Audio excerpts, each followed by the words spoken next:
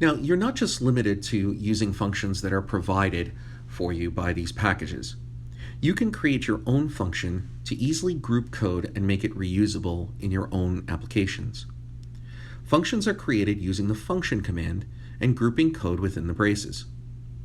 Functions are also assigned a name which can then be used later to execute the particular function.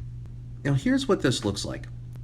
The name of the function that you wish to create will be located to the left of the equal sign because we're going to be assigning the code and this function to a particular variable, which will then be used when we want to call it. So the second part after the equal sign is the keyword function. We'll use the open parenthesis, and now we'll put in any associated parameters that we want this function to have. We'll close our parenthesis, saying that there are no more parameters at this point that are required as inputs. And then we will encapsulate a number of statements between the braces. So in this case, the name of the function is assigned to the function.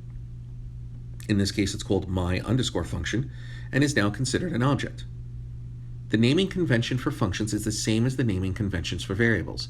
So if you recall in a previous module, we talked about what variable names could or could not consist of. The same will apply for the function names. Functions can have any number of parameters, including none. If we leave the information between the parentheses blank, there will be no parameters sent into this function. When we use the brackets here between parameters, we identify that parameters are optional and are not part of the function code.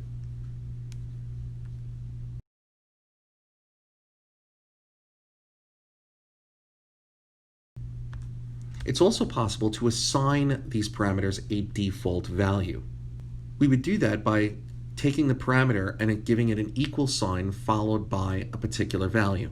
So let's assume parameter 1 was going to be defaulted as true. We could say parameter 1 equals true. Therefore, if parameter 1 is not sent into the function as an input, it would default to true. Let's take a look at an example. So here we've created a function called my_function equals function, open parenthesis, close parenthesis. So this is a function that will take no parameters. We'll open up a brace, close a brace 3 lines below. This function basically says 6 is going to be assigned to the a variable. We're going to then multiply it by 7 on the next line of code, and we're going to print out the result, which would be 42. Now, to call this function, we'll use the my_function, open paren, close paren, and it will execute those lines of code. In order to run this function and make it available, we're actually going to have to run these lines of code. So we'll highlight my function equals function all the way down to the brace. We will run it, and now it will load up into memory. And you can see that on the right in your RStudio environment. You'll see it loaded up into the function section. It is now ready to be called with my_function at any point in time. Let's take a look at another function. So here we have my function equals function, open parenthesis a. This means it's going to take in one parameter. The resulting code here will basically take that inputted parameter multiplied by 7.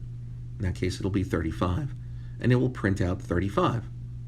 This is when we call the function. So you can see here on this line, we say my function 5, and 5 would get passed into the function, giving us the result of 35. If we changed it to 6, it would then give us the result of 42. Here's another example.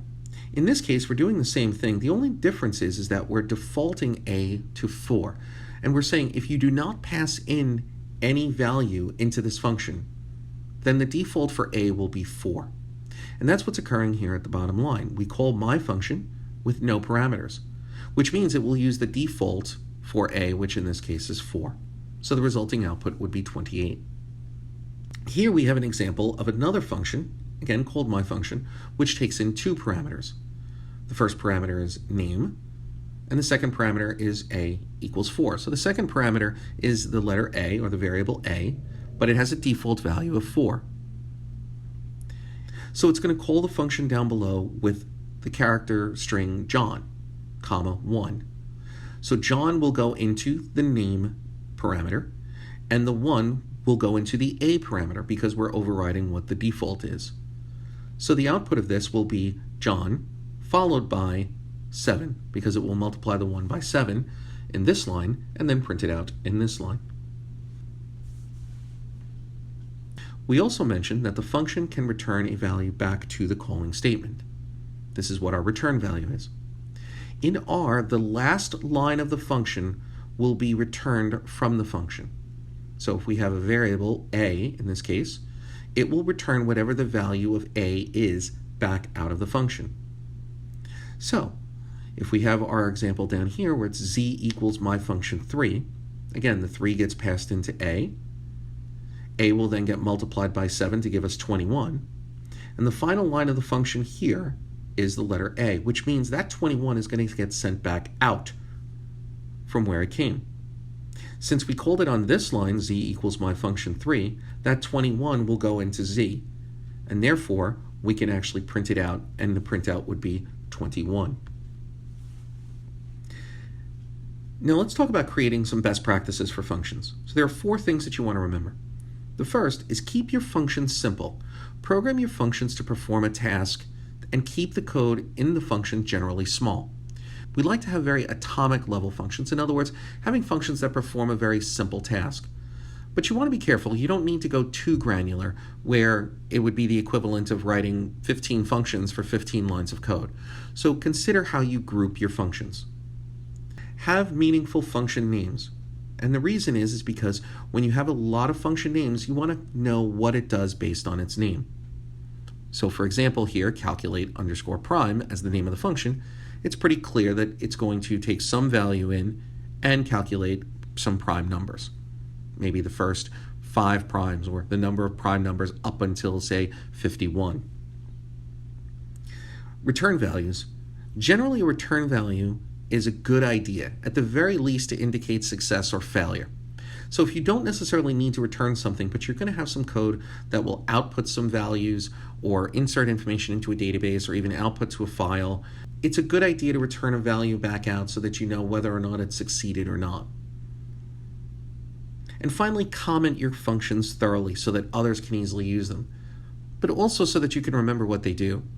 There might come a time when you've written a function 6 months ago and you forgot exactly what that function did. So comment your code as detailed as possible so that it's clear what the function does.